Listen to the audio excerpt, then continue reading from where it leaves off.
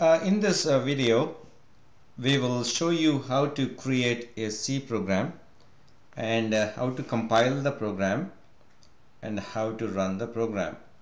So hopefully by now you would have received the login instructions from your instructor, and hopefully you know how to log in into our system.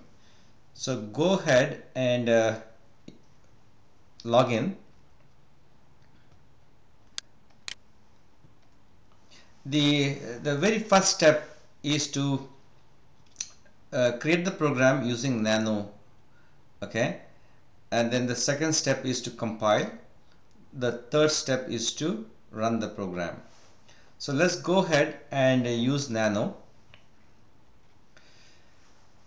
At the prompt we'll type nano first.c, okay, then we'll write the program, we'll save it, and we will exit. So this could be your prompt. This is my prompt at the shell window. Your prompt could be different. So I'm going to use nano first.c, and you will see this editor. Now I'm going to create a simple program.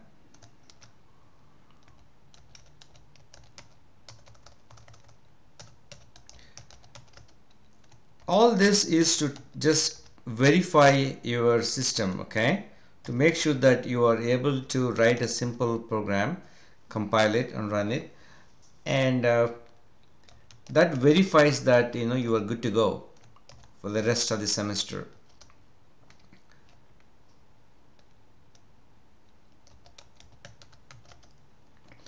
The standard way to test our environment is always to write a program to print a greeting, okay.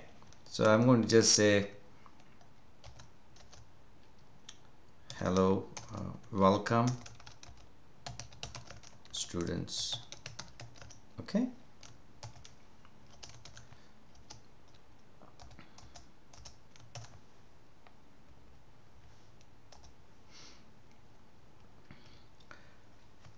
So we have written this 3 lines of code.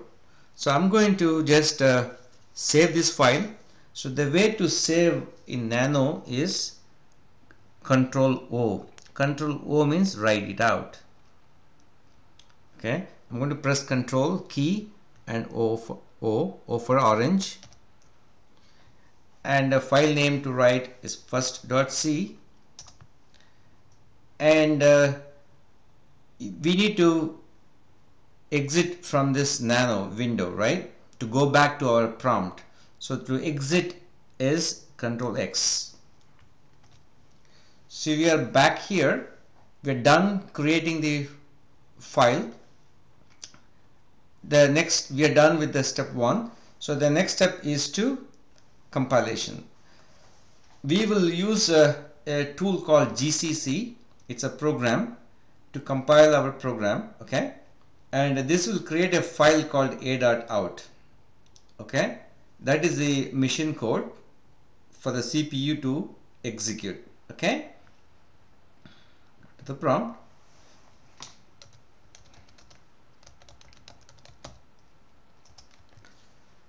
So there are no errors in our program.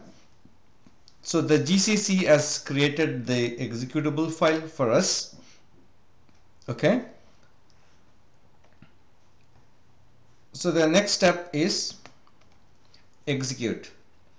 The way to execute the program, you type ./a.out. Dot means current directory, current folder, slash means it's a delimiter, and a.out is the file. So look for a.out in my current folder is the interpretation. So we'll go back to our window. So slash a dot out. So I'm going to hit enter. So our program, our CPU ran our program and executed just the way we wanted. Welcome students. But my prompt is here, not at the leftmost side of the window. So that's because we didn't put an end of line. We didn't ask to create a new line for us. So we will go and modify our program. Okay.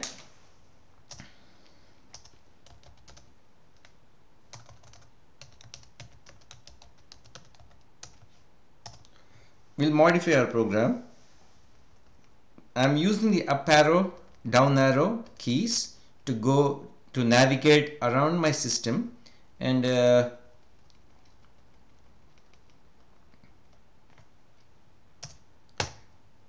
so slash n means create a new line, okay, or end of line. So I've modified my program. Now I need to save it. Control O, hit enter. It says wrote 7 lines, and Control X for exit. So we are at the prompt again, the shell prompt.